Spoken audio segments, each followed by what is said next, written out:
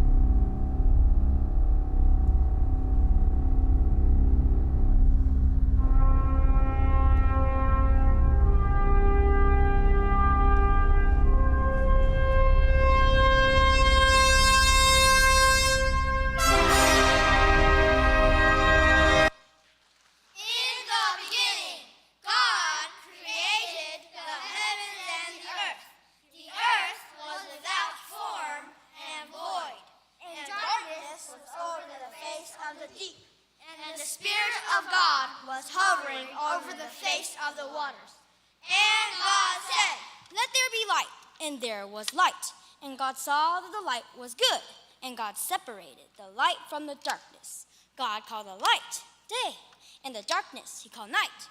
And there was evening, and there was morning, the first day. And God said, "Let there be an expanse in the midst of the waters, and let it separate the waters from the waters." And God made the expanse, and separated the waters that were under the expanse from the waters that were above the expanse.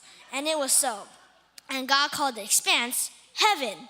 And there was evening, and there was morning, the second day. And God said, "Let the waters under the heavens be gathered together into one place, and let the dry land appear." And it was so.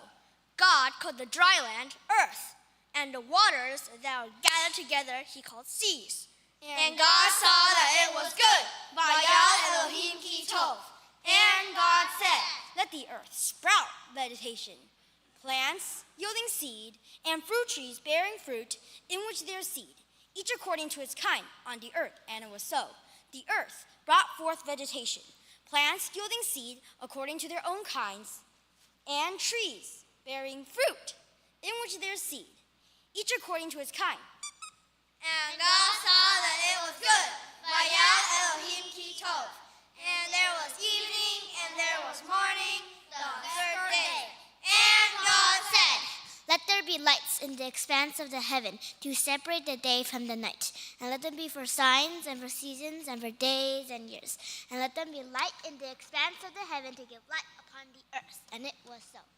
And God made the 2 great lights, the greater light to rule the day, and the lesser light to rule the night and the stars. And God set them in the expanse of the heavens to give light on the earth, to rule over the day and over the night, and to separate the light from the darkness. And God saw that it was good. Vayal Elohim ki tov. And there was evening, and there was morning, the first day. And God said, "Let the water swarm with swarms of living creatures, and let birds fly above the earth across the expanse of the heavens." So God created the great sea creatures and every living creation that moves, with which the waters swarm according to their kinds, and every winged bird according to its kind. And God saw that it was good. Vayal Elohim ki tov. And God blessed them, saying, "Be fruitful and multiply and fill 1, 2, 3, 4, 5, 6, 7. 1, 2, 3, 4, 5, 6, 7. On day number 1, God made light. He made the day and he made the night. On day. And there was evening, and there was morning, the fifth day. And God said, "Let the earth bring forth living creatures according to their kinds, livestock and creeping thing, and beasts of the earth according to their kinds, and it was so. And God made the beasts of the earth according to their kinds, and the livestock according to their kinds, and everything that creeps on the ground according to its kind. And God saw that it was good. Vaya Elohim ki tov. Then God said, Let us make man in our image, after our likeness, and let them have dominion over the fish of the sea, and over the birds of the heavens, and over the livestock, and over all the earth, and over every creeping thing that creeps on the earth. So God created man in his own image. In the image of God he created him.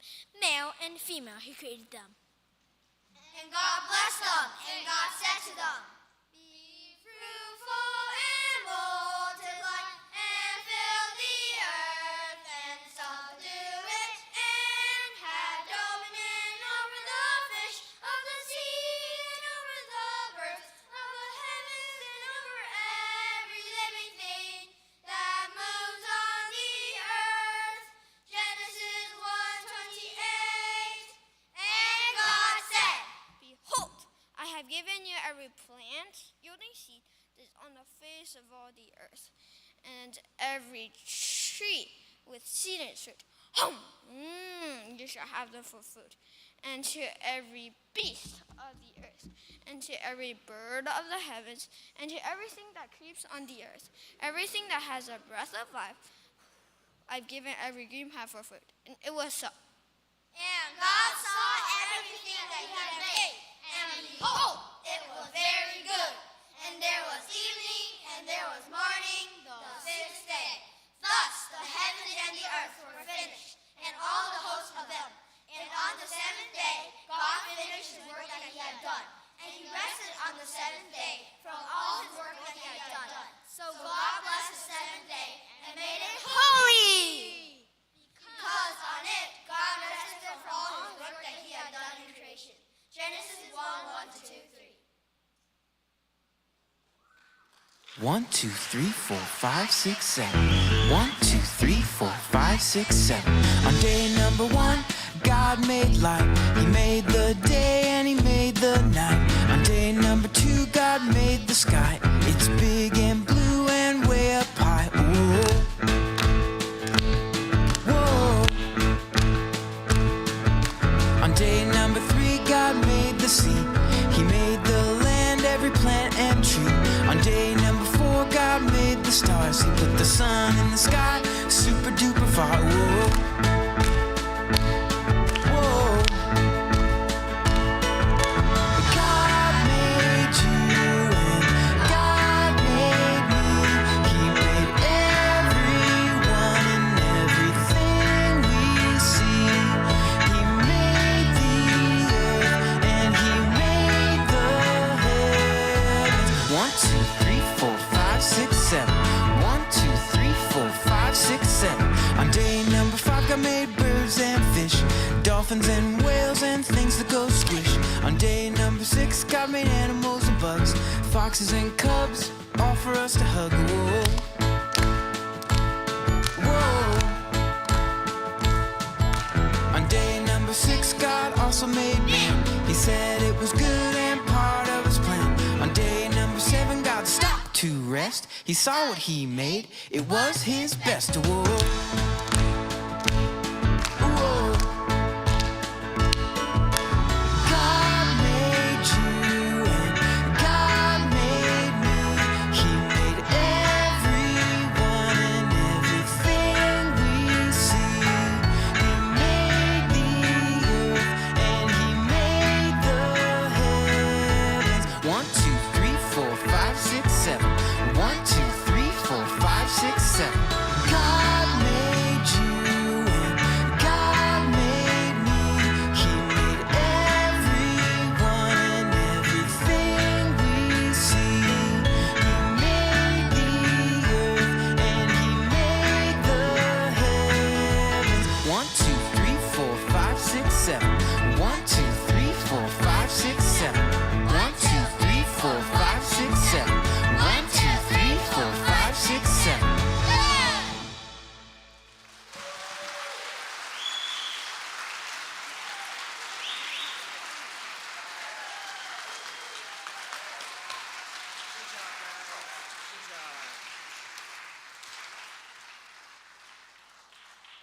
Aren't they great?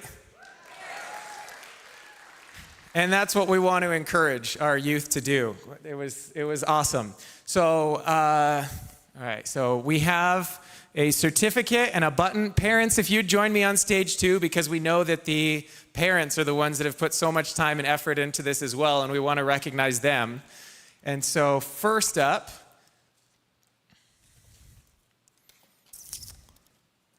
all right, so what we have here, thank you, and then one of these two. All right, so what we have here is a certificate of achievement for each student. Since they're all sharing, they're getting a $25 scholarship. When we do it together, we divide it up. And then they get a button that says, I recited scripture at Standing Free. And then we want to give the parents a button that says, my child recited scripture at Standing Free. So first up, Adina Wong.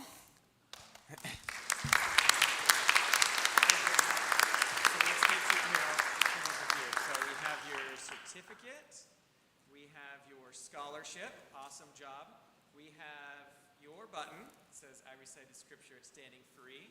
And then, let's see, who is your parent? Is she they here? Okay, there we go. We'll give you the button that says, my child recited scripture at Standing Free. So awesome job. All right, next up, let's do Anthony Chang. All right, Anthony, good job. And Anthony, you actually did this once before, right? So you're double dipping? No, I'm just teasing. That's great. It's great to have you back. So Anthony, here is your certificate, your scholarship, your button, and then your parents' button as well. So congratulations, Anthony. Thank you. Yes. All right, Caleb Kui. I know, sorry, it's Chi, is it? Q, oh, sorry, okay, Caleb Q. All right, Caleb, good job. Here's your certificate of achievement. Here is your scholarship, your button, and your parents' button. Where's your parent? That's you? Awesome, good job, good job. Good job, buddy. All righty, next up, Joshua Q. Good job, buddy. So here is your certificate, your scholarship, your button, and your parents' button. Good job. You get 2 buttons. That's good. Alrighty, next up, Joy Huang.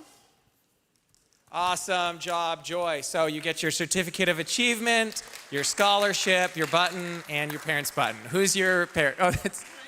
Oh, there you go. Okay. Good job. Good job.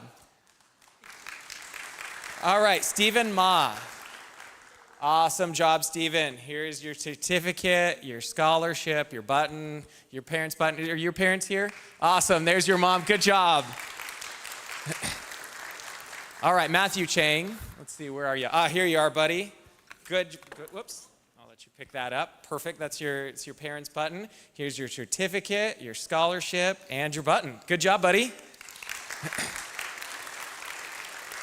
All right, and then Lemuel. Where is Lemuel? Perfect. Last but definitely not least, good job, buddy. Here is your certificate of achievement, your scholarship, and your button and your parents' button. Good job. And then this is your dad here. Good work. So big round of applause to the parents. I think, is that everybody? Okay, perfect. So real quick though, so who's the oldest of you guys? And how old are you?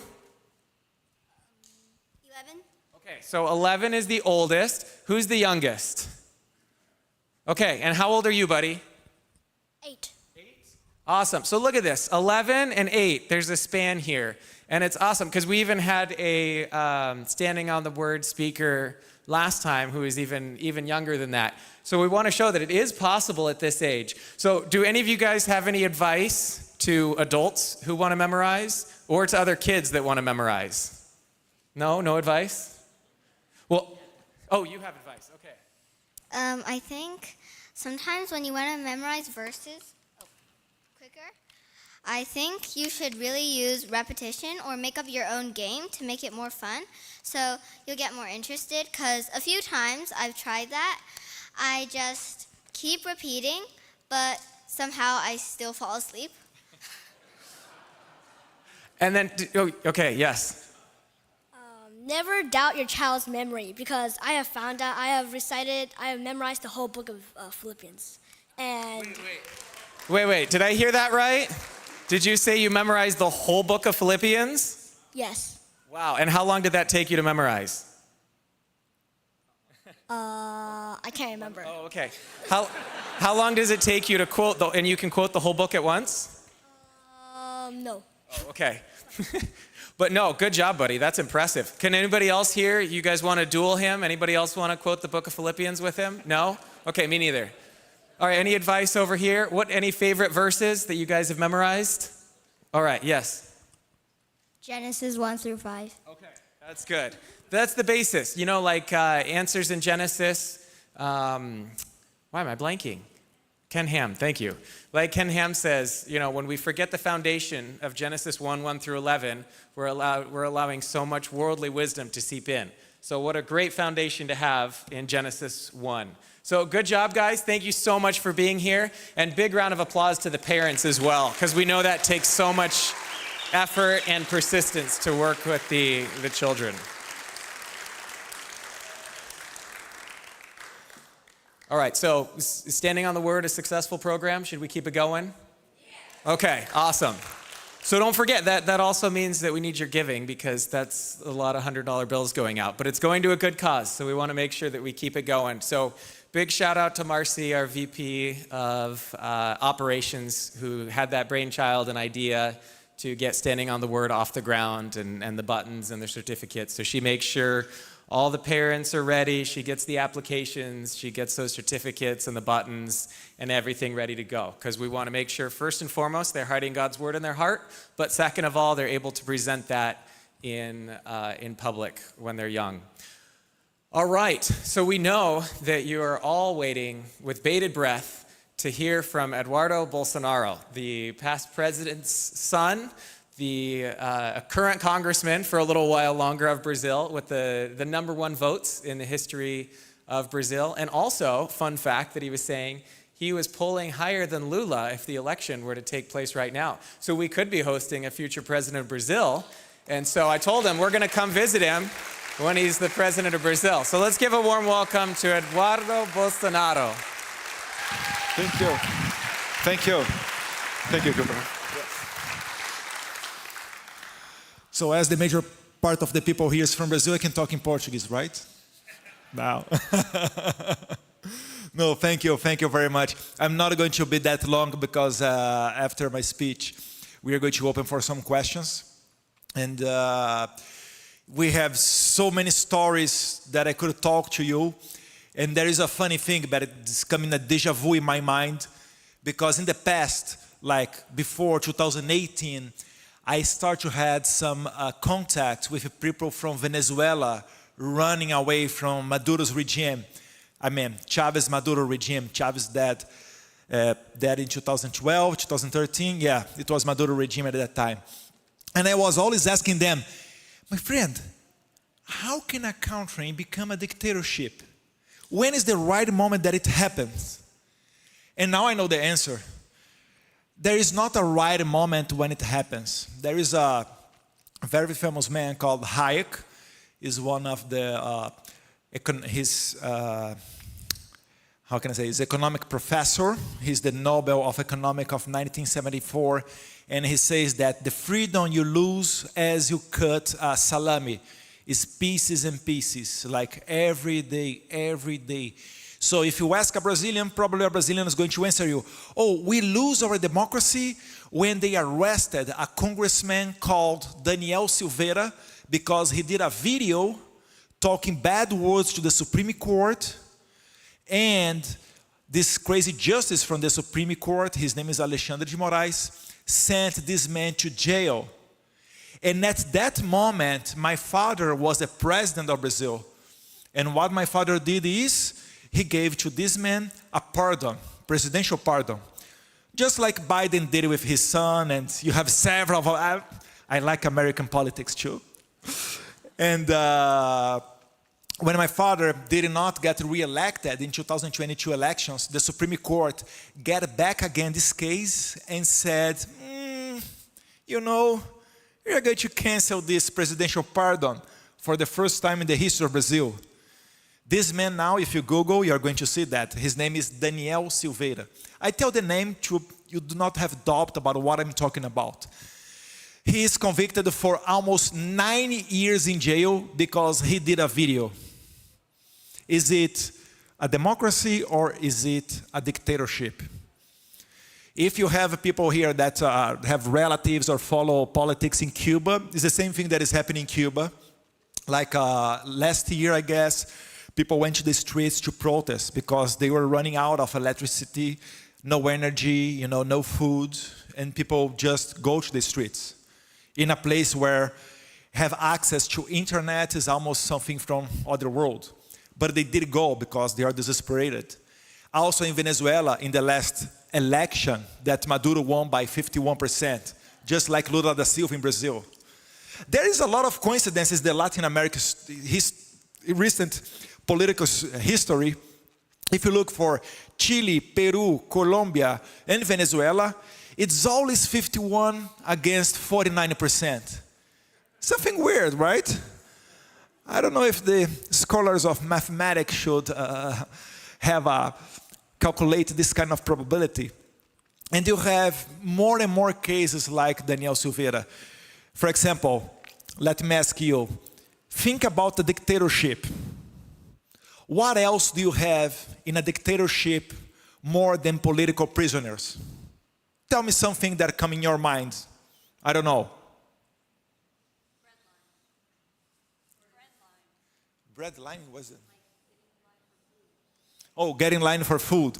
Yeah, this is a characteristic because usually the intervention in the economy is so hard that it do not have investments coming anymore. The economy goes down. But yes, it's right, too. It's usually is a characteristic, not only dictatorship, but all the socialist countries. Usually, if they go deep, they have this kind of issue. And you have a lot of bench orders. For example, you do not have a free press in a dictatorship, right? In the 2022 elections, there was a right-wing TV channel called Jovem Pan. It's like Fox News here. All right, let's think of Fox News or O1. Oh, Eduardo, Fox News is not really right-wing. Okay, like, I don't know, War Room from Steve Bannon, O1. Thinking a media that is not left-wing, all right? In Brazil, we had Jovem Pan. I don't think we have any other else more right-wing. Okay. Jovem Pan was forbidden to call Lula da Silva at that time. He was running for president. Lula da Silva as... we have a word for him because he was convicted for laundering money and corruption. And as the Supreme Court declared him that not guilty anymore, we created a word for that, which means unconvicted. So you cannot say, the electoral court was clear about that. You cannot call him as a criminal, as a thief, as an unconvicted man. Words that you cannot use as a characteristic to talk about other people. My father, during the 2022 elections, he was forbidden to open live streaming from his house.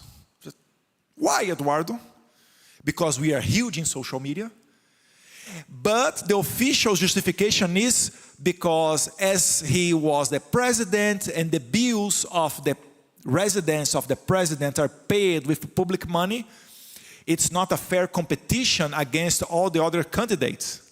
So Bolsonaro, if you want to open live streaming using your cell phone, your Instagram, your Facebook, you have to leave your house. Can you imagine that? Is it a free election?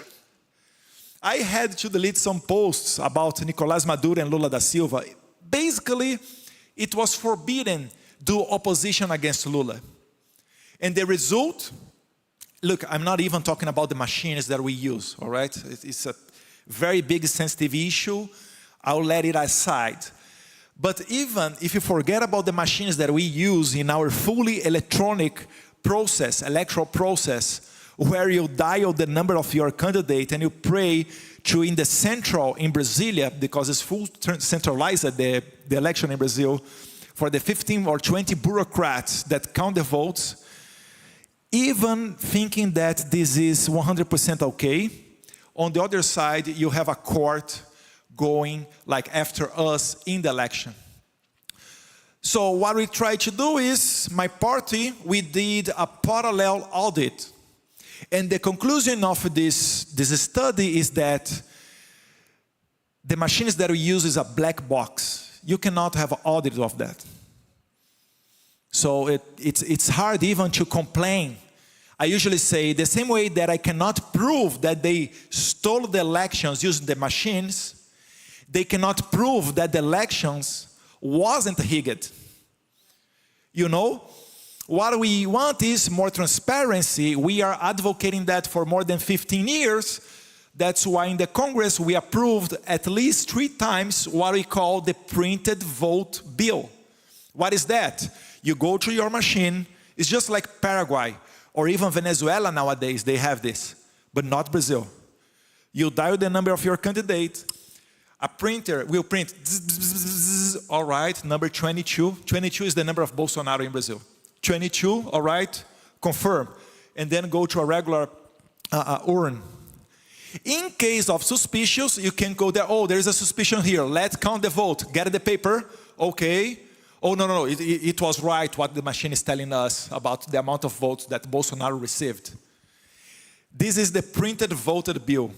For 3 times, the Supreme Court declared this bill unconstitutional.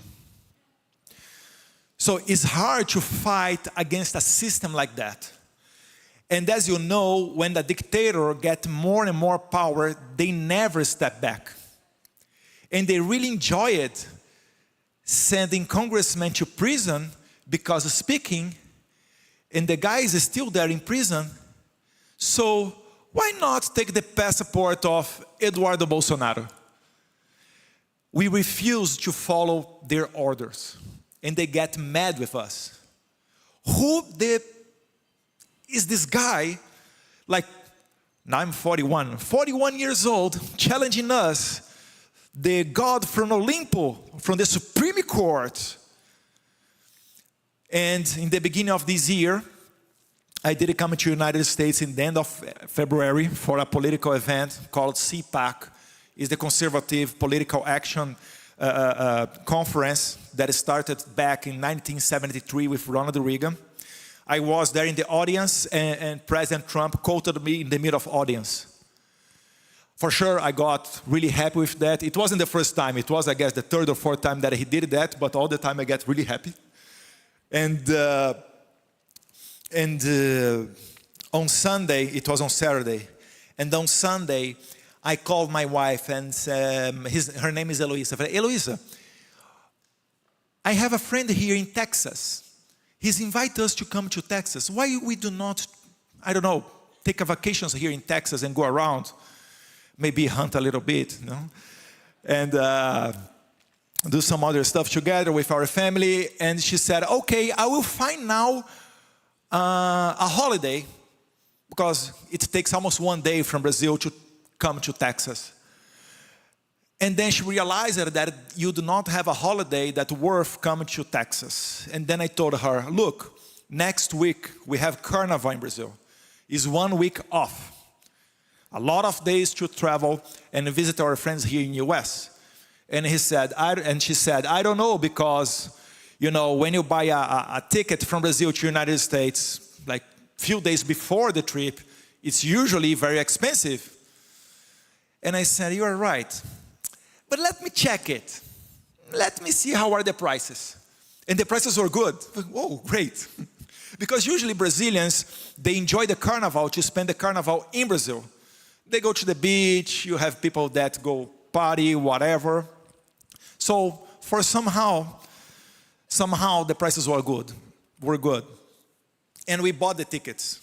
And this is very important, because sometimes we do the things and we do not know God's plan.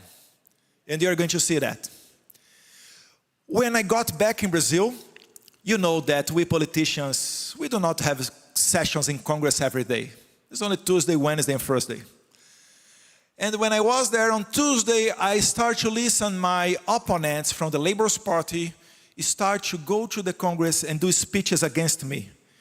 Eduardo is doing conspiracy with people from the Trump administration. You know, the Yankees, they want to interfere in our country. The Americans, you have to be united against the Americans. And like, you know, all of this old school speech that you know better than me.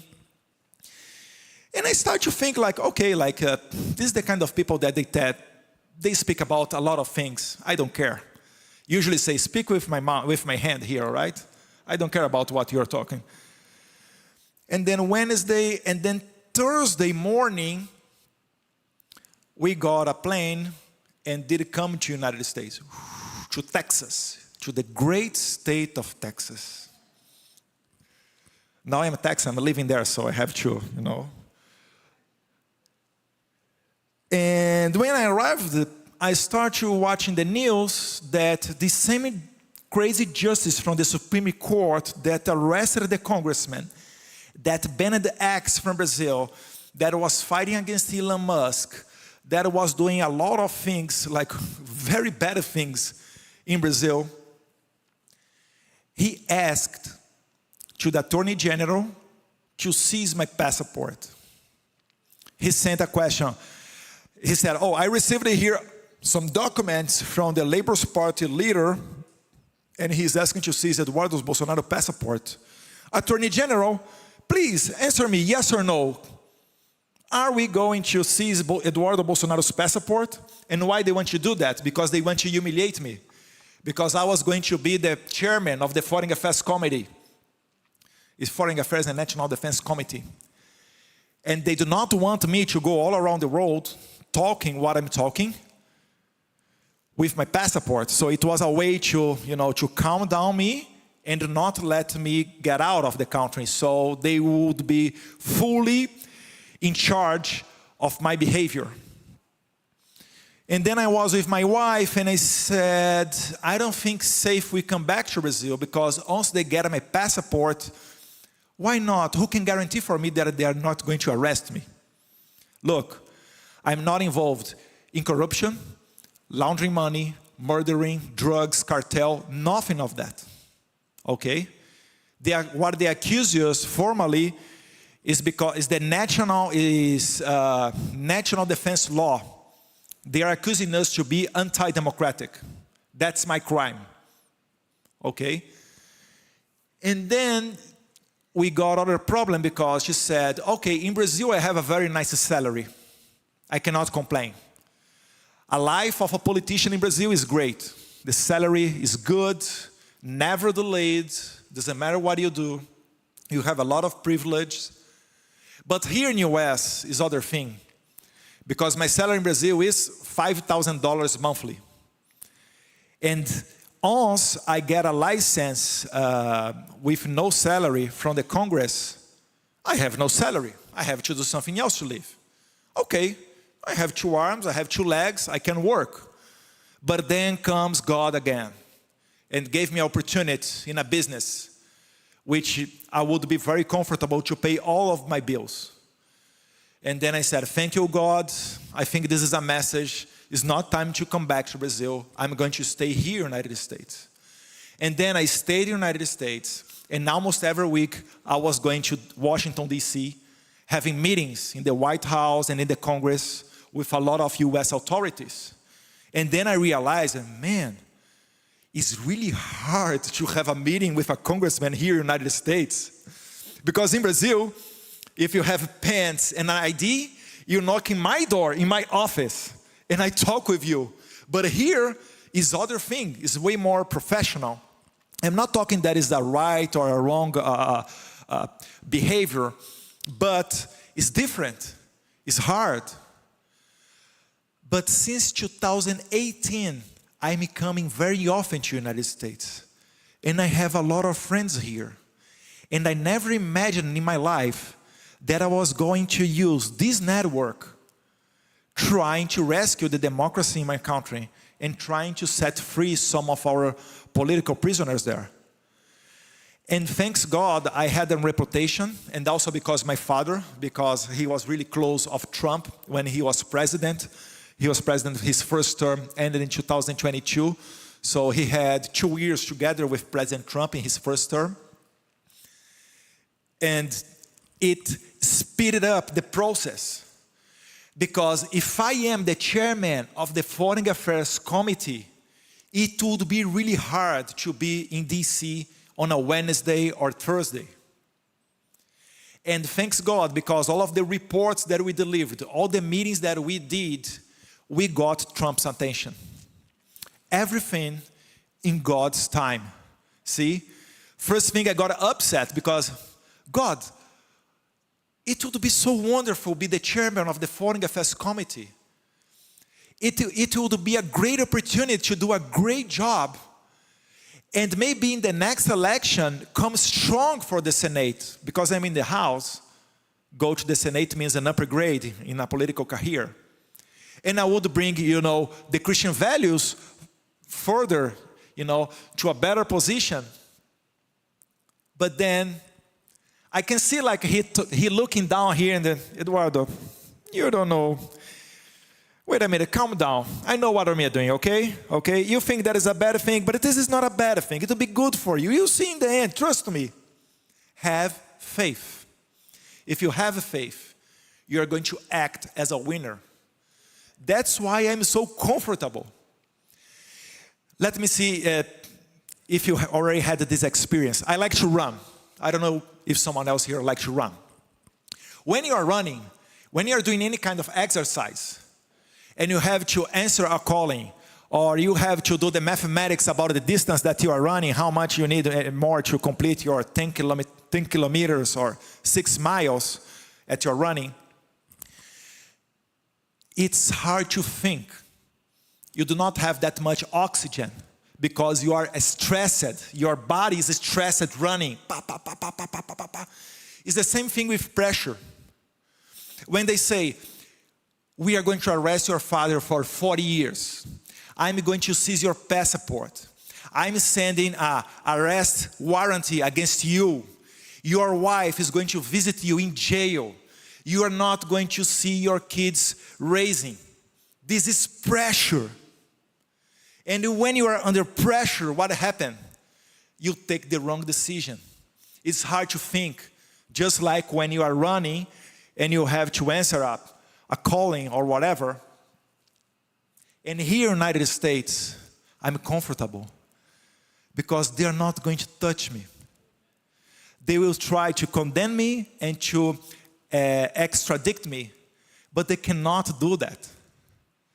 And we all know that they are not going to try to do that because they tried to extradite some journalists, Brazilian journalists that are living in exile in Florida now.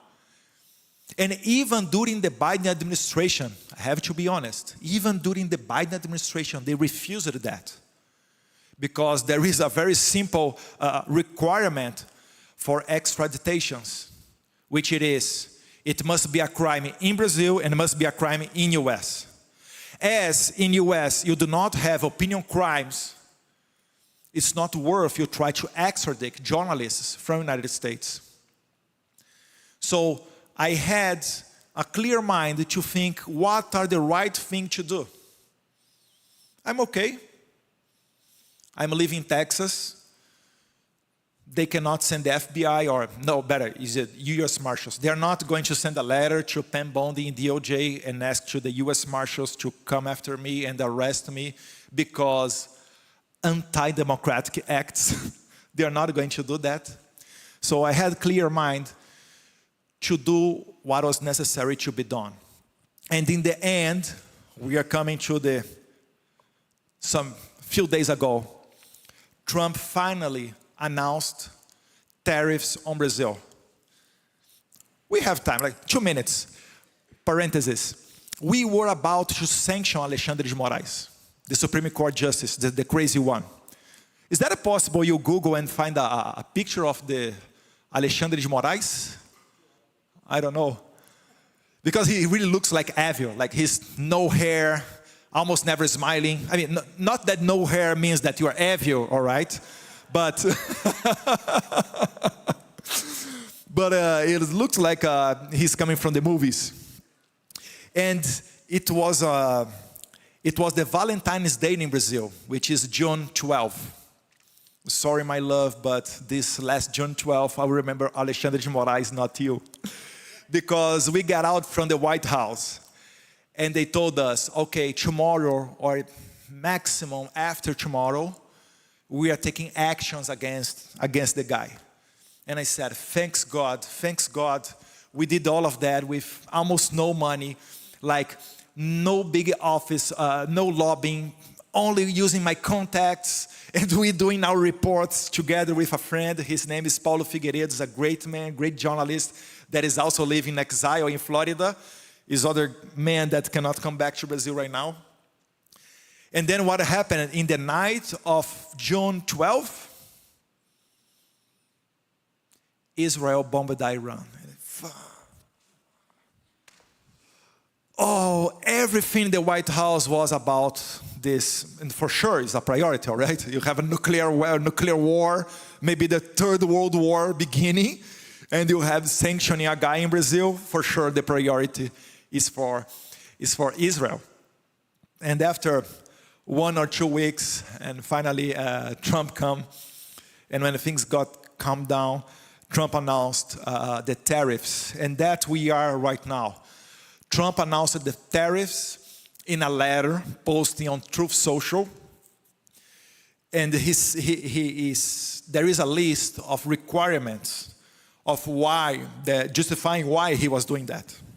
And why Trump was sanctioning Brazil in 50%, he said because the persecution against Bolsonaro, his family, and his supporters, which means everybody that is in jail, like this congressman, like my father that's going to be convicted, people that were arrested in January 8th in Brazil.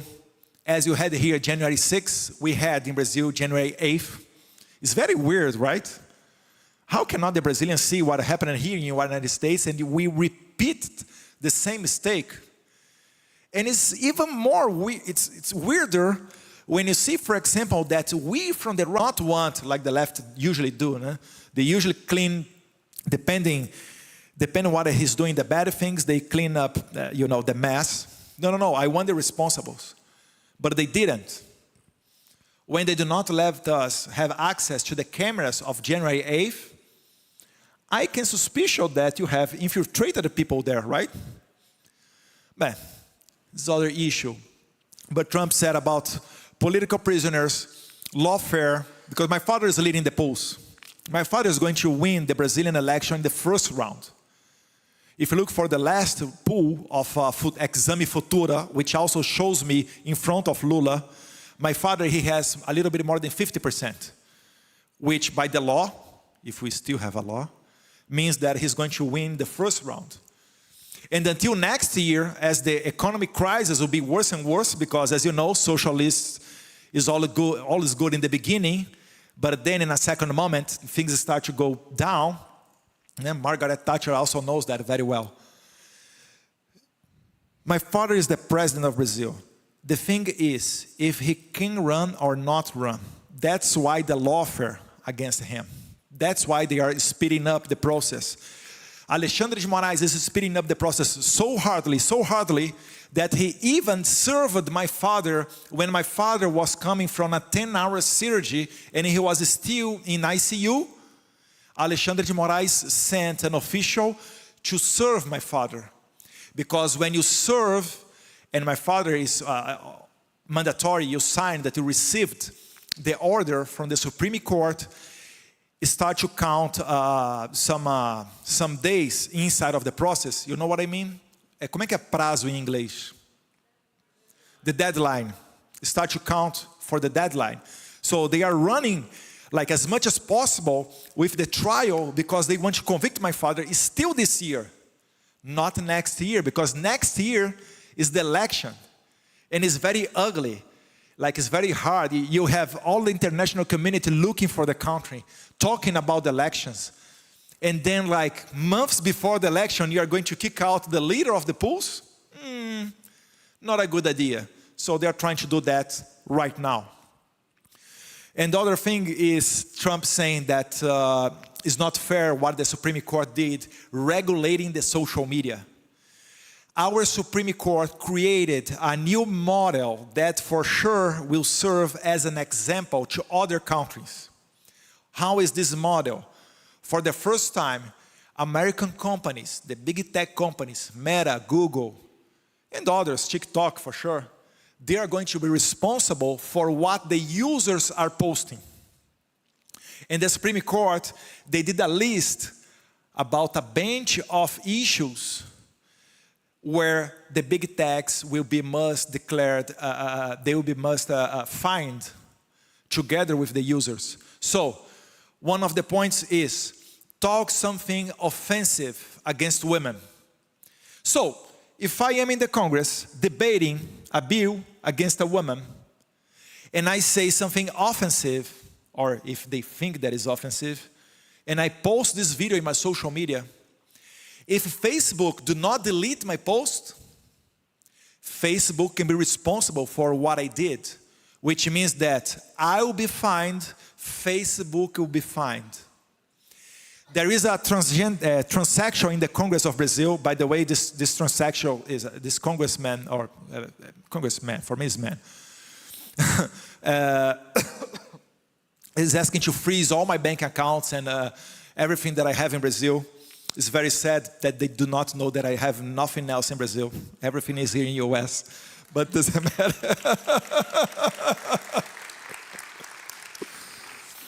If I look to this man dressed like a woman and I call this man or this person they can sue me. And Facebook is going to pay indemnization, is going to pay the fine together with me for this person. So what was going to happen is the algorithm of Facebook, of Google, YouTube, Instagram, they are going to do censorship against all of us because they are not going to risk be fined because this kind of comment. It will be inside of their policies to accomplish with these orders. And as you know, only us Christians, only us commit hate speech, right? Hate speech is other point that they have there. Because if the left say that they want to kill you, burn you, they are right, because we all here, we are fascist, right? Nazist, racist, xenophobic, whatever.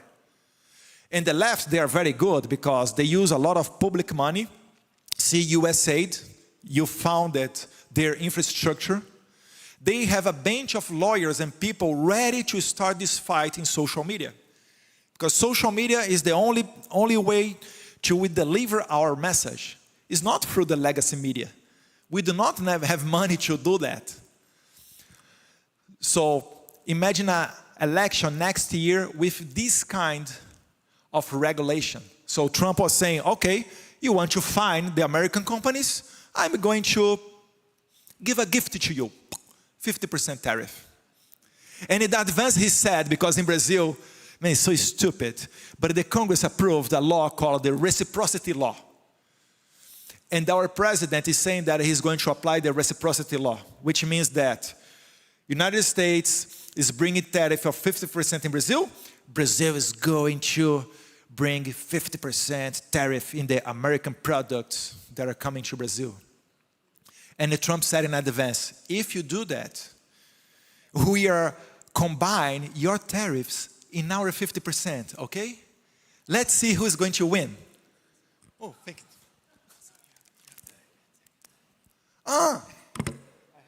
Hello. Oh, it's working, all right.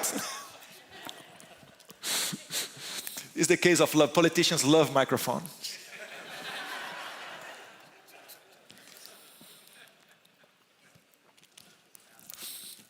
So some of our supporters, especially the economy liberal, the classical liberal friends that we have, they start to say, Eduardo, you are bringing damage to the economy in Brazil. And I answer, what do you expect?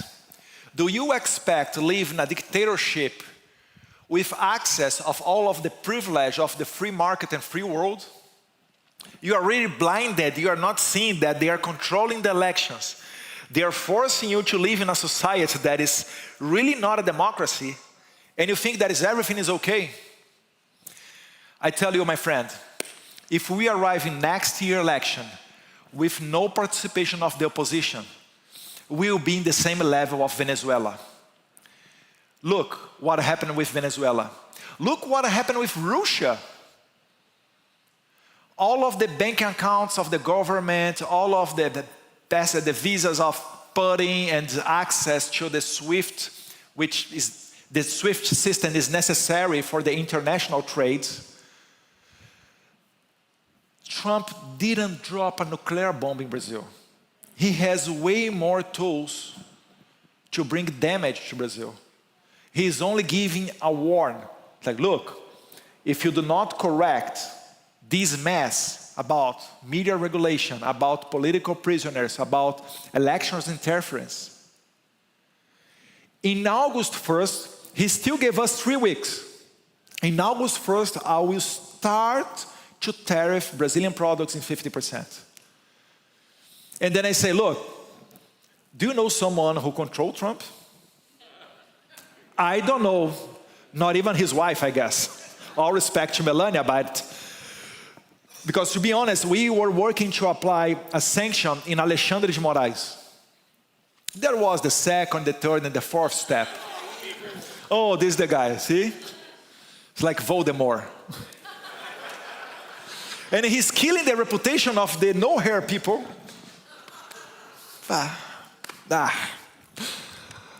This is the guy who is, he had a fight with Elon. And also he do not allow, he was saying, if Rumble and Truth Social want to come to Brazil, that's okay. But you have to block this and that user, you have to block this and that, you know, a lot of requirements about censorship to let American companies come to Brazil.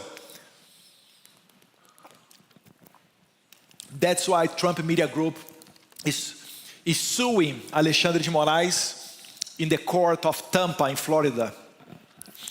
And he's not answering the court, which make us think that he's going to be convicted, not to the prison, but to pay a fine. And he will have a lot of problems to come to US. And let's see if he will be okay going to other countries, because usually when the United States sanctions someone, on the next moment Canada come together, European Union come together. If you look to the story, there is a justice, the Supreme Court of Venezuela, his name is Michael Moreno. Michael Moreno started to act together with Hugo Chavez, and he was basically doing what this gentleman is doing right now, which is persecuting oppositors. Michael Moreno, he was sanctioned by United States, and then Canada did the same, and then European Union did the same. And nowadays, this man cannot leave Venezuela, because if he leaves Venezuela, he's going to be arrested by the Interpol. Maybe this is the future of Alexandre de Moraes. He now, do you have the video that I showed you? That me talking about the. Yeah, can we play?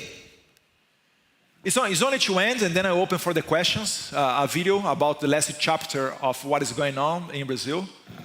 But this is good to be aware, because Brazil usually is the lab. After Brazil, they come here. It's the same virus. Someone told me today in the morning, no, Eduardo, it's not the virus, it's the same evil. It's the same fight that you have here, the same ideas. You know, the problem that Trump is having with district judges in the court, we had in Brazil since my father became president, but in the Supreme Court. So one of the best things that I got really happy with Trump, with his election in 2016, is because you do not have a Supreme Court formed by the major part with left-wing justices, because other way you would be in the same level of Brazil. If you have, whenever you have the video, let me know to play that. And then we open for the questions. Remember that I told you that the left-wing politicians start to create a narrative and then ask the justice to seize my passport? So they are doing that again. They created a narrative and asked again the justice to arrest me because what I'm doing here in the United States. Which means that they consider United States administration a criminal organization. Because if what I'm doing is illegal, what Trump, Marco Rubio, and all the other authorities here in the White House are doing is also illegal, right? We are a gang. No, that's true, because the thinking is that if I'm doing something illegal, with who I'm doing that? By myself? I do not have a pen here where I sign sanctions or whatever, tariffs. Who is doing that? Trump, right? So I'm challenging them, because usually they say in Brazil that I have to think about the words, they are very courage. They say, oh no, Alexandre de Moraes, he's a very tough man. He's brave. Look, he's fighting for democracy. And then I say, if you are really a man fighting for democracy, send Trump to jail. Send an arrest warrant against him and tell him and Marco Rubio that what they are doing is anti-democratic thing, and send them to jail. Because it's easy to send old ladies like Iraci Nagashi, 71 years old, convicted for 14 years in jail. A lady that never did go to a police station in her life, but was in the protest of January 8th. That's easy. No one is fighting for these simple people. I want to see if they are courage enough to do that with Trump. I don't think so. I'm cheering to them do this mistake. But I don't think so. Cooper, I think we are going to open for the questions, and then when we have the video. Ah, yeah?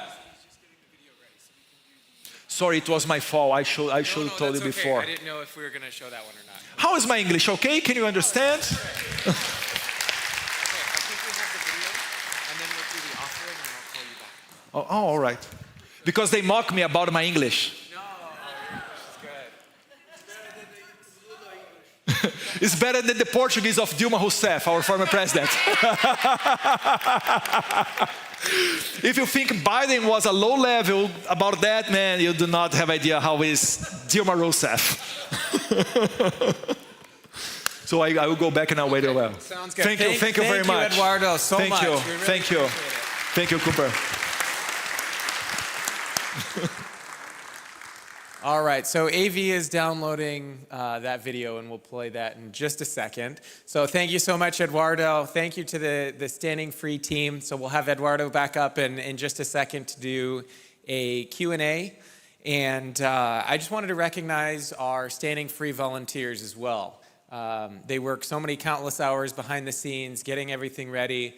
Also, big shout out to the Calvary staff, and especially the AV team and AV lead, who can do things on the fly and got all that organized for the Standing on the Word kids, and worked with the team to get all that in order. So that was really awesome.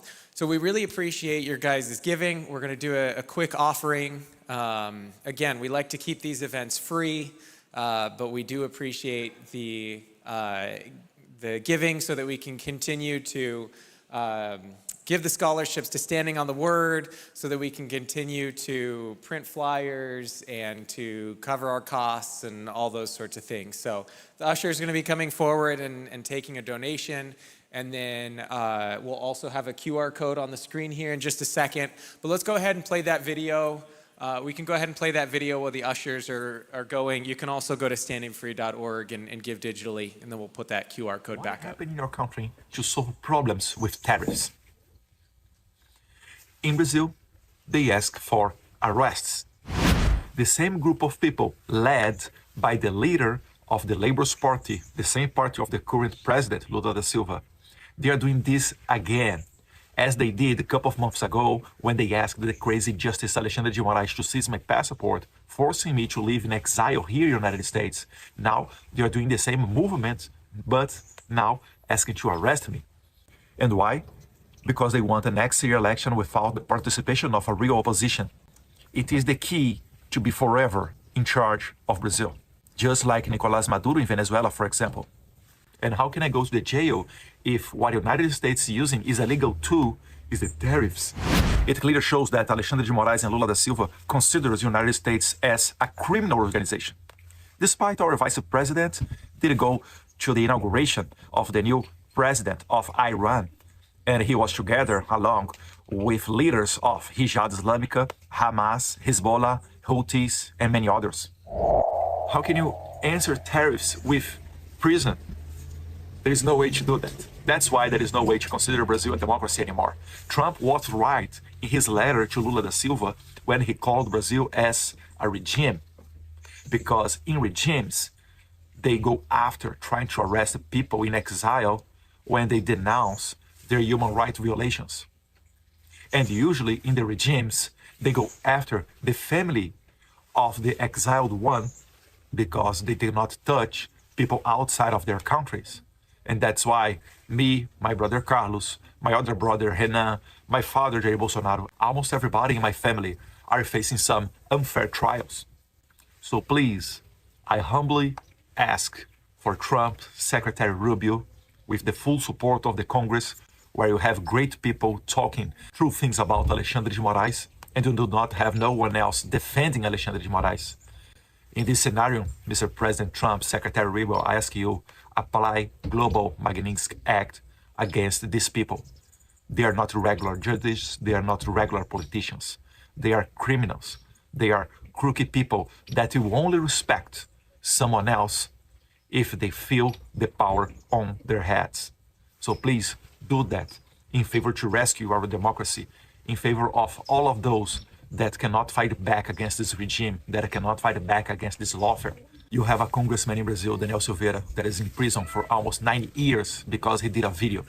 You have Jair Bolsonaro about to be condemned for almost 40 years in jail, not because of crime, but because they wanted to clean the way to other political forces in the next year election. Please do that, and Brazilians will be very thankful for you. God bless you, God bless Brazil, God bless America.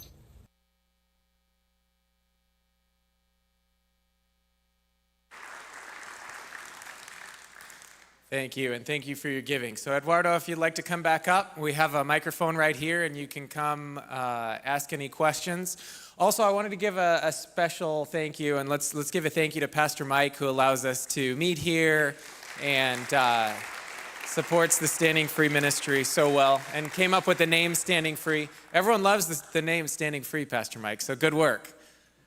I forgot we had a speaker, I forgot who it was, but we had a speaker and he goes, I want that name. Why'd you guys take it? So good name. Also, it was Eduardo's birthday. Was it yesterday or Thursday? July 10th. July 10th. So let's sing Eduardo happy birthday too, since he's here. Happy birthday to you. Happy birthday to you. Happy birthday. Happy birthday to you. Thank you for celebrating your birthday in the best state, California. It's not Texas. You got to move here. All right. So do we have anybody ready for any questions? All right. Let's go for it. And you can pinch and. I'll break the ice here. So if your father goes to prison, will you run in his place? And if so, you become president, are you able to fix all of this mess with them sending to your father to prison and so forth? If my father go to prison, it means that Alexandre de Moraes is still powerful, which means that I cannot go back to Brazil. And as a consequence, I don't think that we can solve this problem through election. And the regime is going to consolidate themselves. It's to consolidate the regime. So this is that's why this moment is so crucial for the future, not only Brazil, because Brazil is half of South America in terms of population and territory. So which means that very, very likely we are going to have a new Venezuela in South America. But Venezuela was soft because only 25% of the people of the Venezuela left the country. If we bring this 25% to Brazil, we are talking about 50 million people leaving the country. Guess where these people is going to run for? Other problem for you. But if we, yes, our criminals are real criminals, the Mexican criminals are also unbelievable. But on the other hand, if we have success, and what I want is, I do not want Alexandre de Moraes threatening the senators and the congressmen in the Congress. If Alexandre de Moraes is isolated, and he's not threatening anymore the Congress will approve the amnesty bill. We already have the votes to approve an amnesty bill to set free about 400 people from jail, our January 8th. The problem is the Supreme Court is still threatening the Congress. If they do that, the Congress will speed up all of the process of the politicians, the Supreme Court. I will give you one example. We have a new speaker in the House. His name is Hugo Mota. Again, I'm talking the names to make sure you can Google it after to make sure what I'm talking about. Hugo Mota, he's always saying in favor of the amnesty of the January 8th people. Alexandre de Moraes sent the FBI to the house of his father. His father is a mayor in a small city in Brazil. Never had a problem with the police. Alexandre de Moraes, FBI, they did go and do some work inside of the municipality where his father is mayor. And then he asked the speaker to have a dinner at his house. After this dinner, the speaker started to talk against the amnesty bill. So if Alexandre de Moraes is out of this equalization, of this scenario, Congress will be free to approve an amnesty bill. If the Congress approves the amnesty bill, I'm sure that my father can run in the next year election, and you see that I will be a senator, maybe the chancellor of Brazil next year. Thank you. Thank you. All right, next question. Eduardo, prazer. Prazer. Tudo bem? My main question is about the election, and I've had the pleasure of voting for your father twice as a dual citizen. I'm blessed with that. Thank you. With that ability, and I plan on doing so again next year, God willing. And my main question is, in 2018, when I voted, from what I understand, I voted using the same machines, and your father ended up winning. Now the argument is that in 2022, the system was rigged so he wouldn't win. It was impossible for him to win. It's a great question. I know what your question. Yes, and now we're seeing the left wing here saying that the previous election here was rigged as well. So it seems to me that the losing side has this case of being a sore loser whenever they lose an election. Mm-hmm. I'm open to argument and discussion. So my question is, what is the solution for this next election? And why did your father win in 2018 but not in 2022? It's a great question. People say, if your father was elected, in 2018, by the way, I was the most voted ever congressman in the history of Brazil. And they say, how can you criticize that if you won the election? And usually I say, imagine if we did not win the elections, they would say, oh, you are complaining about the machines because you are a bad loser. But no, for the last 15 years, we are talking about improve our electoral system. But in 2018, there is a very specific case. That is, after the election in Brazil in 2018, a magazine, digital magazine called Tech Mundo, they made an article where a hacker anonymously said that he was inside of the systems of the electoral court. In Brazil, the electoral court, the superior electoral court, they judge and they manage everything about the election in Brazil, right? And it's always presided by a justice of the Supreme Court. The justice of the Supreme Court at that time said, oh, this article is serious. Let's open an investigation. Because Bolsonaro won. Maybe they had a chance to cancel the election and do a new election. But when they started the investigation, the federal police asked, the officer from the federal police asked the electoral court, did you recognize any hacker inside of your system? And the electoral court said, yes, we do recognize that there was a hacker from March until October of 2018. And our election is October. Despite for the whole life, electoral court always said that there is no way to violate the system, that they had a perfect system that no hacker can go into. Despite of that, they did recognize.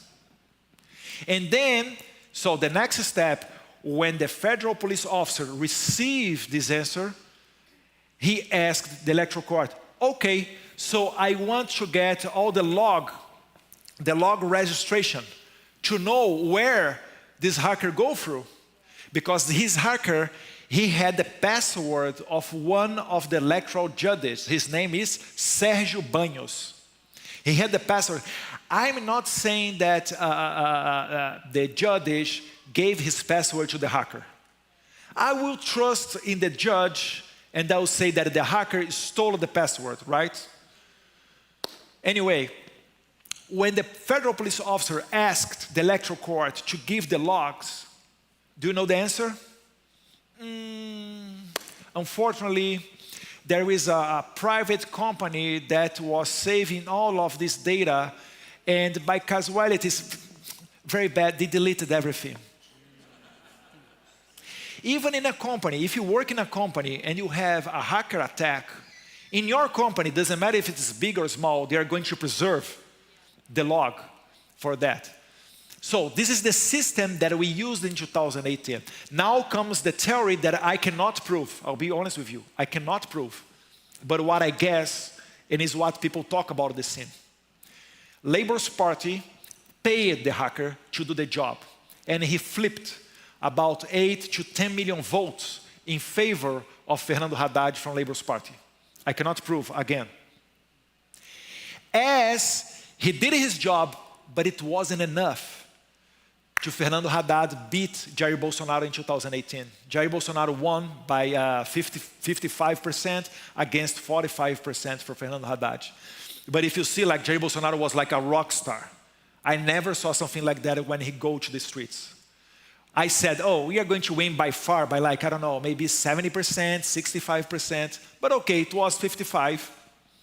But do you agree with me that in this case, it is even responsible, you improve the system. And this is something that we are fighting for the last 15 years. And the first one to start to fight against all of these fully electronic machines used in the elections, it was a left-wing guy called Leonel Brizola, former governor of Rio de Janeiro. Brazilians know who is the guy. Nowadays, he would be considered someone like far left.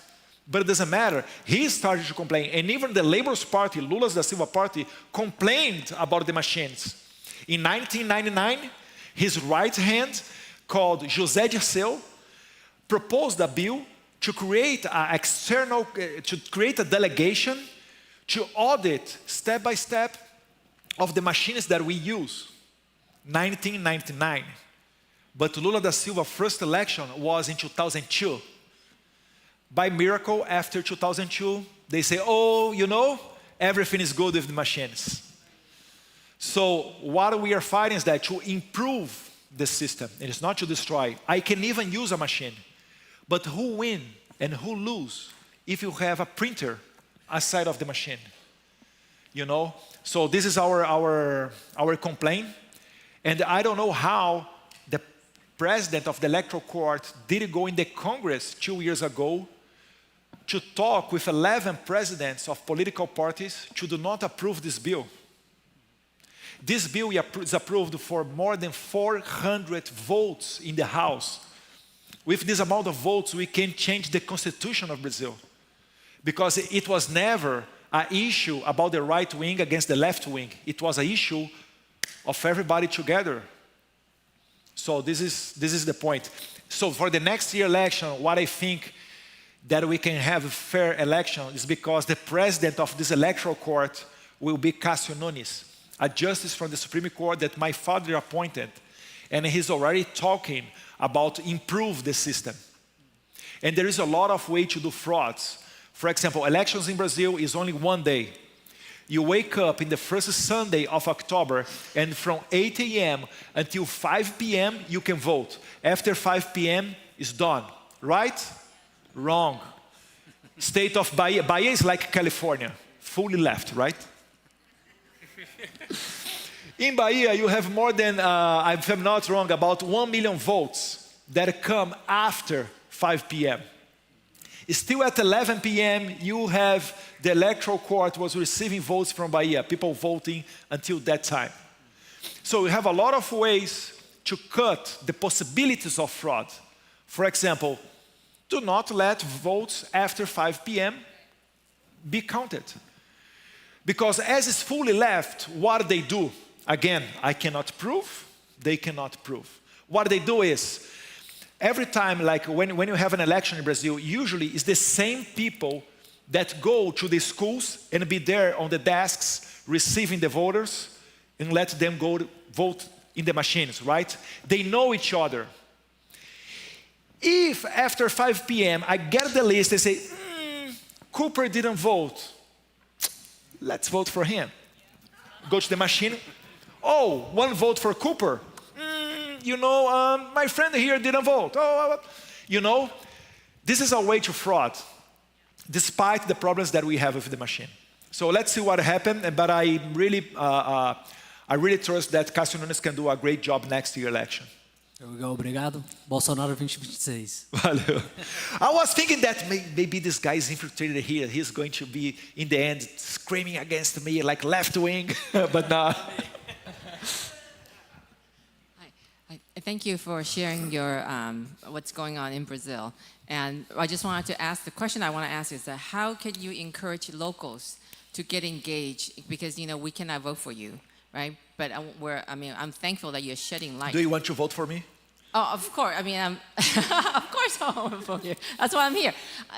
So I ran for city council as well locally. And I found out, how do you deal, first of all, how do you encourage local people to get involved? So at least in my county, Alameda County, that the radical anti-common sense radicals can stop spawning from my county. So what do you? So since you're shedding lights on your politics over there, how can we shed our light?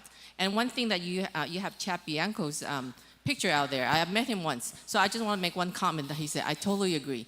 He said that Democrats fights the Republicans, and he said Republicans fights Republicans.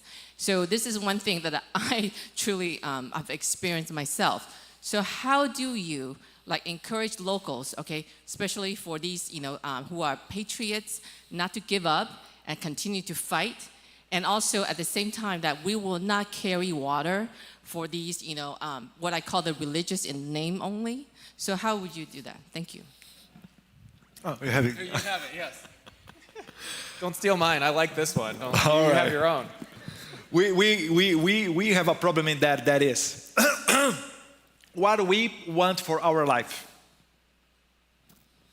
I'll be satisfied if I have a house, a good car, maybe traveling vacations to the beach with my family, spend the Christmas everybody together, go to the church, play soccer. In standard, people do not care that much about politics. We are waking up because we are feeling the damage coming from politics. This is the moment in Brazil. So now in Brazil, we are realizing that, okay, I have to work, I have to take care of my family, and I have to follow this politics. Because other way, the profession of the politics, because the left, they do not have shame in surviving the whole life with public money, working in that. So people is realizing that. So one of the main things that I have to do is wake up people that it's not worth when you give your back to politics. It's not going to solve the problem. No, it's the opposite. The problem is going to get bigger and bigger. And I try to show them that I'm carrying a heavy piano and I need help to do that. So this is the first thing, wake up people for that. Because usually when someone arrives in your house or in your church talking about politics, what do? Oh man, this man again talking about politics. Wow. No one really like to talk about it. Even to me, they come to me, "Hi Eduardo, I know that you are a politician, that you do not want to talk about that here in your lunchtime, but I have a question about the machines." Even they know that sometimes we do not like to talk about politics. But there is no other option. So I really feel satisfied because what I'm doing, I'm in the front to preserve a lot of people that is going to the beach and enjoying life. There is not a problem with that. But in a point, I will need them together with me because my enemies, they are very well organized. See, happening here in US, it's the same playbook. How? Because they are all the time doing interactions. Why they want to seize my passport? Try to not come here and get your experience to discover their next steps in this lab called Brazil. So this is one of the questions. The second, raise your hand if you are Brazilian, please. Okay, you have some, all right. Now, raise your hand if you start to leave United States because Brazil, you had problems with criminality, you did not have job opportunities, or you have something else, problems with the government, please. So all of these people, usually, if we fix the problem, mainly with criminality and corruption in Brazil, they will go back to Brazil. So that's mainly why we have their attention. Because in Brazil, we fight for the workers. And the socialists or progressists, they fight for the criminals. United States just sent a delegation from the State Department to Brazil. Led by David Gamble Jr., which is inside of the State Department, the coordinator for sanction. And one of his goals in Brazil is to have to join forces with the Brazilian administration to consider our cartels as terrorist groups. Just like they did with the Tren de Aragua from Venezuela, and then kicked these criminals to Bukele's prison in El Salvador, Secot. What do you think our great president did? No, we are not in favor to do that. Let our criminals alone. Basically what he said. So and how did Bukele fix the problem of El Salvador? Sending criminals to prison and do not let them get out. If we do that in Brazil, maybe 4 guys here of the 10, they are going to be back in Brazil. So that's why it's worth to them follow Brazilian politics, because they have family there, because you have a lot of issues. Usually when we get out from our country, it's not because we want. You have a high quality life here.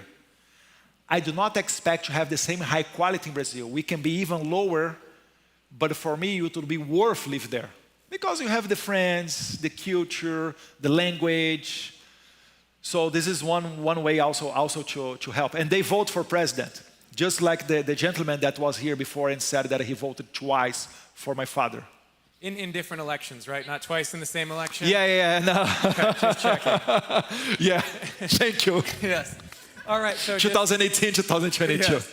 So just a reminder, don't forget to sign up for coming to Sheriff Chad on the 17th of next month. You can go to standingfree.org and register there. He looks tough. Yes, he is. Is he from California? Yeah. He is, yeah. We have sheriffs here too. Not just Texas. Send him to San Francisco and Los Angeles. All righty, next question. I'll be shorter, I promise. Okay, yes. We want to make sure we get through all the questions. That's okay. I wanted to thank you for coming here and for sharing your story and just educating us a little on the politics of Brazil.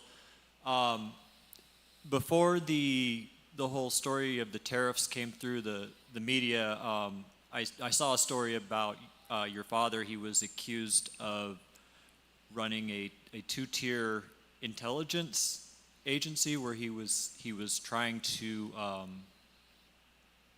accused of spying on his political adversaries. I wanted to know if you wanted to address that topic. Yeah. Usually what they do is they accuse us, for example, fake news. They never say what fake news. They accuse us of anti-democratic acts. They do not detail what are the acts. It's just the same thing, like they accuse us to have a parallel intelligence led by my brother Carlos. I would love to have 5% of this power. but we do not have. So I give back the question and I ask you, what are the facts that they are accusing us? You do not know the answer.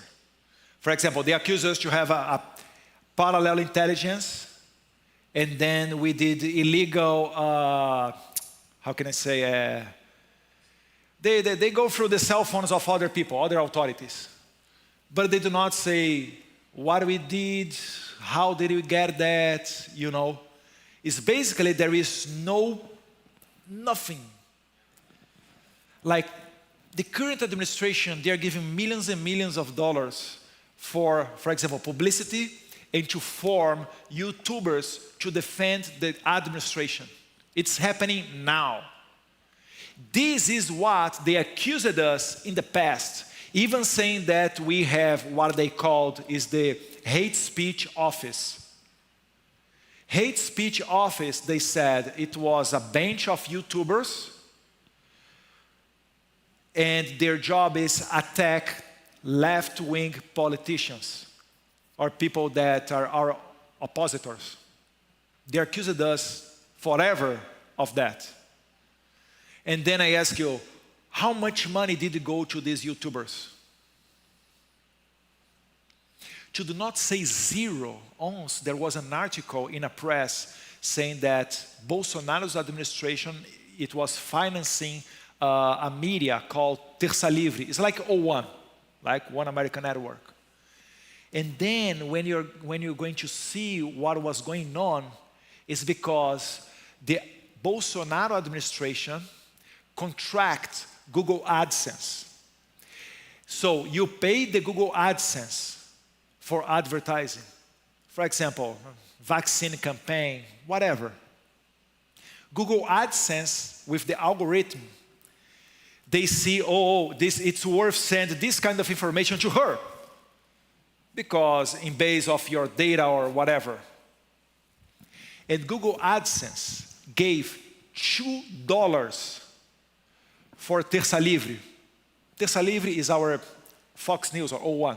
$2. And there was an article in the press. Bolsonaro administration is giving money for a digital militia to attack opponents. This is how low they are, you know. But it's really there. It's even hard to defend yourself because they do not let clear how they are attacking you. You understand? But that's it. If you have, it's like in the morning I said about that. The Brazilians are going to know. My father was under investigation because he was in a jet ski and he passed by a whale on the sea.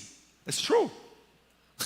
In a place where you have a kind of tourism that they put the tourists inside of a boat and they go to the sea to watch, you know, the whales. But when Bolsonaro was in a jet ski, there is a video, he's here. The whale is like, I don't know, 10 or 15 meters from him. And then he drives back to the beach. The environmental minister of Lula da Silva denounced my father for that. And federal police investigated my father for that. Now I'm going to ask you, imagine what would happen with us if we had stole $1 of the taxpayer. But a good question. Thank you. Thank you. All right, next question. Am I lying, Brazilians? Am I lying? Please do not raise your hands. Hi, my name is Charlotte Thornton. I'm a radio DJ at Stanford. If you ever want to call, we'll have a conversation over the Bay Area, 400,000 people. My question is, I want you to go back to the point you made about amnesty. And if the current regime, you said, doesn't create an amnesty, there's going to be 25% of the Brazilian population going to be looking for a new country to live in. Is that what you said? It's the current regime that needs to? Yeah. And what are the chances of that? 0? No, there is not 0% of this happen. We are testing how far the Supreme Court is available to go in this war against the tariffs of Trump. Because if you look, for example, you have left-wing president or prime minister. In Canada, in Mexico, Trump just said that he's applying tariffs against Mexico and Canada too. And their reaction is, okay, we are going to sit at a table and negotiate about these tariffs. The answer of our president is, today, there is a video from today, he's eating, how can I say jabuticaba? It's a kind of a grape that we have in Brazil. Okay. So he woke up and he started to do a video, oh, this Brazilian grape is great. I will bring this to Trump, because when you eat this kind of grape, your heart gets softer and you get a better, it's almost Biden level, right? So, so he's making jokes, he's mocking with the president of the #1 economy and military of the world. I think this is not a good idea. If you look, for example, in the beginning, before, when Trump got elected, he said, Canada, you have problems in your border. I'm going to tariff you in 25%. Trudeau did come to Mar-a-Lago. Trump did a joke about the 51st state, all of that, blah, blah, blah. But in the end, Trudeau was saying, okay, we are going to have a better control about our border. And in the end, he fell, but this is other story. With Mexico, it was the same. Okay, we have a problem with drugs, we have a problem with fentanyl here in the US, and by coincidence, Mexico did the greatest arrests of fentanyl of their history. And then you had the other guy called Ali Khamenei that said, we are not going to let you come to Iran and look what we are doing in the nuclear area. And then Trump bombed the guy. So which means that you have Canada, Mexico, Iran, all of these guys. First, they say that they are not going to accomplish with what Trump wants. But in the end, they do. I hope Brazil is not going to be the first case that Trump is going to step back. I don't think so. But anyway, if Brazil is going to this way to consolidate the regime, then they are going to receive the same treatment of Cuba and Venezuela. Okay. So but I hope we are not going to be in this path. We'll pray that you remain the Republic of Brazil. The last I checked on the maps, it still says the Republic of Brazil. And it's very important that everybody in this room understands the difference between a democracy and republic. And it needs to be taught to all of your school kids here. It's a very, very important point. Thank you so much. Thank you. By the way, I worked in Colorado 2 months in Breckenridge. You said that you are from Denver? Oh, sorry. All right, next question. All right, thank you, Eduardo. My question is, well, actually, so for background, it seems like both of our nations have serious problems in the judiciary. And thank God President Trump was victorious in 2016, because just imagine the Supreme Court today. I don't need to imagine, I know how it is. Yeah, exactly. So my question is, what are your views as far as what can be done to try to rectify, the issues with the judiciary? It's a hard question because you do not have a model to follow. I got really glad that your Supreme Court here in the US, if I'm not wrong, 2 weeks ago, they recognized that district judges cannot go against the president because the policy belongs to the president, some of the policies of the country. So it proves how mature you are. Yeah, but just imagine if those 3 appointees had been done by Clinton, what the ruling would be. You are thinking the future. How can you prevent to have a scenario like Brazil? Yes. It's just like your defense minister said during the Turning Point USA Summit. Like he said, since 1776, freedom depends on eternal vigilance. It's not easy, but it can happen in 20 or 30 years. Look, California. California is the land of Ronald Reagan. And look nowadays, with all of this woke agenda. So it's hard stuff, but as that is, I don't think you have a right answer for this question. Yes. All right, and then we'll make this one the last question. Thank you so much. Why? Do you have something after it? Oh, okay, okay. No. Thank you I so don't want to much. disturb the schedule. Sorry. I guess I have a two-part question. The first is, are you in touch with other world leaders that have been dealing with similar issues, for instance, perhaps the president of Hungary, and something that I did not know unless there were relatives and friends of ours in South Korea, that South Korea has been also going through a soft communist coup, because you guys remember the news about, the South Korean president was elected and then kind of announced martial law, and now he's got to be arrested. That president was the Trump of South Korea. I did not know this except for relatives, because the way it's reported in the international press is very different.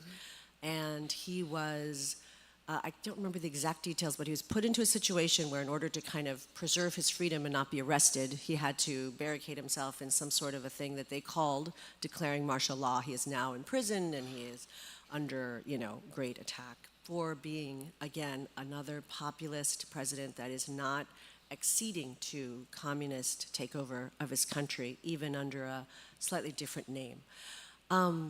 It seems like there is an international kind of coordination. It's their new strategy, you're right. Right?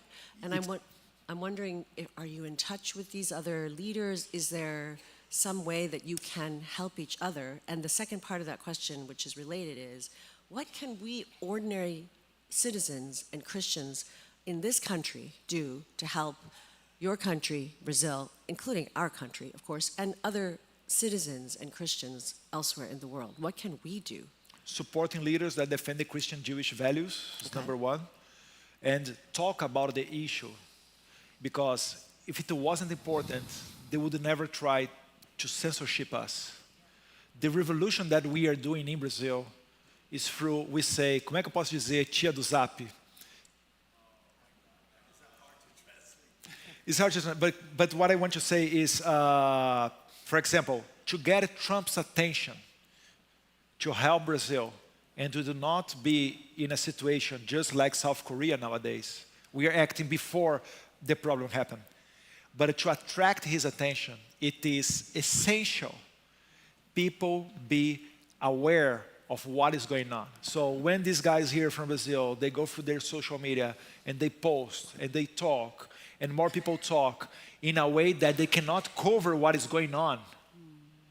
This is the beginning for the next steps. Okay. I love soft power. For me, my job as a politician in Brazil, it's not about really do laws. It's about to be someone on the society with a lot of microphones open and everybody's listening, and then I have influence about a bunch of people.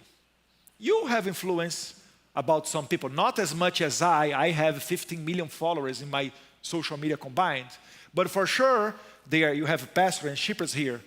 They have hundreds of followers. They talk to people.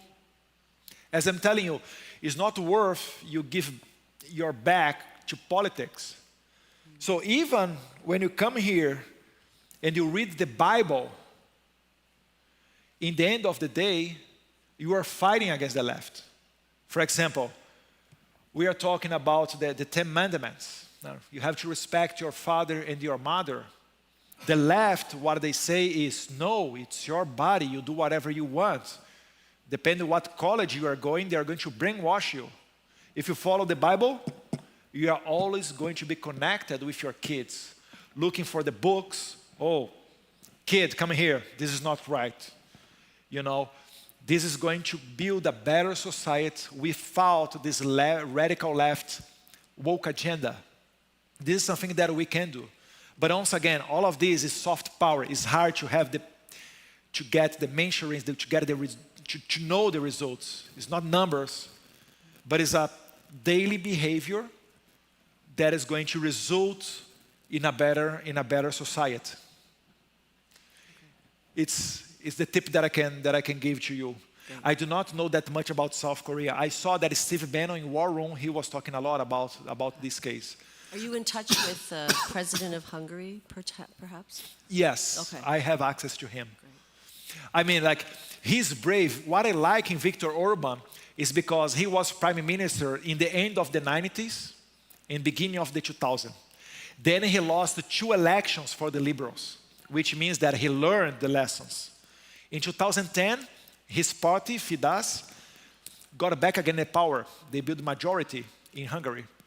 And since then, election after election, they are building the majority. So since 2010, Viktor Orban is the prime minister of Hungary. So he is the best example of a long-term, of a conservative in charge of a country. And he did a great speech 2 years ago in the Hungarian CPAC, talking about the 12 points to fight against communism. And it's very good because he lived under the Soviet Union umbrella during the 70s and the 80s. So he knows what a communist is. So nowadays in Hungary, he kicked out George Soros University from the country, and he did a lot of good things there, very tough in immigration. He let, if I'm not wrong, he let 2 people per day cross the border. And you have way more others, 2 refugees. And if any police officer catches you without documents and you are a foreigner and 80 kilometers from the border, he already has the authority to give you back to the other country. People say, oh, this is against human rights, this is tough. Yes, this is tough, but here's how it is. It's like Bukele in El Salvador. So can you and he help each other? Hang on, we got to make sure. So we got to be close. I talk with you later. If you have something that I can help, it'll be my pleasure. I know we said that was going to be the last question, but do you want to? I would love to. Okay, let's make it really, really quick. So I'm going to time it. Keep it really short. No greetings. Go. I got you. Okay. And then we'll keep Eduardo short. É super rápido e I choose one of my questions. I have a lot of here, but it's about the Forças Armadas. Armed forces. Yes. Army, Navy, yeah. Why did the armed forces do anything about what's happening in Brazil? Because they think it wasn't their business. That's terrible. Terrible. Did you see General Porto, what he did? He was laughing, saying that on January 8th, there was people that didn't even go to the Three Powers Square. People that they were like kilometers away from our White House and our Congress. And this general, he said, they were camped in front of a military headquarters. And he said, laughing, oh, people went to the buses and they thought they were going home, but they were going to the police station. Ha ha ha. This is the general of the army that at that time a lot of people were expecting to save the country. No. Okay, last one, really short. See, I was short. That's good, that's good. Good work. Hi, very short. Okay, I am go ahead. short. But I have not heard one word about the infiltration of the Nazis. I'm one of the elders of the community here. So I remember that, and I know that they are very embedded. I think what you're talking about is more of Nazism than it is of left, right, fascist, anything else. But I think it's really important to look at where this is coming from and who is bringing it. And just because I've been to Brazil many times, I have family members there. I had one who was murdered. He was CEO of Chase Manhattan Bank. He was murdered by a Nazi. And because he wanted to bring a more of a republic, a more democratic system to Brazil. So I have been there many times. I love it. I love the Brazilian people. But we never hear a word about Nazism, and I think it's time. Where did this come from? That's a really good question. Thank you. Yeah, that's a really good question, because post-World War II, all the Yep. Nazis fled to South America. So. Uh-huh. I'm not sure if I got 100% the question. Okay, the question was, what about the Nazis? Because there were a lot of Nazis post-World War II that fled Germany to South America, like Argentina, Brazil, Eichmann, etc. yep. So do you think this is some of the Nazi fascist ideology coming up from the Churchill inside? said that the future faces Yeah, if you want to clarify it all too. Come up to the mic closer. It's absolutely clear and critical that this subject Yeah, is come addressed. closer. Yeah. Oh, sorry. Yes. I said it's clear and critical that this subject is addressed because you wonder what is happening, what's underneath of it all. It's Nazism. I believe that Nazism and what we are facing now, they both are an evil side of the history. No, they're not. They're embedded. They are embedded. Generation after generation after generation. They're embedded in the government of Brazil. Sim. No, it can be like that. That's what I'm saying. Like Nazism is like evil. They want to kill the others because they're Jewish or they are not Aryan, whatever. It's still prevalent in the thinking of a lot of the leadership of Brazil. Think about it. Quem traduz aí para mim, por favor?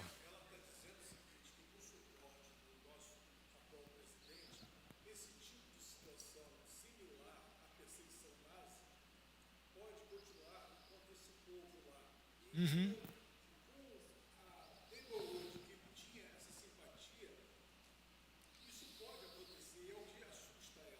Mm-hmm. But I see a lot of similarities.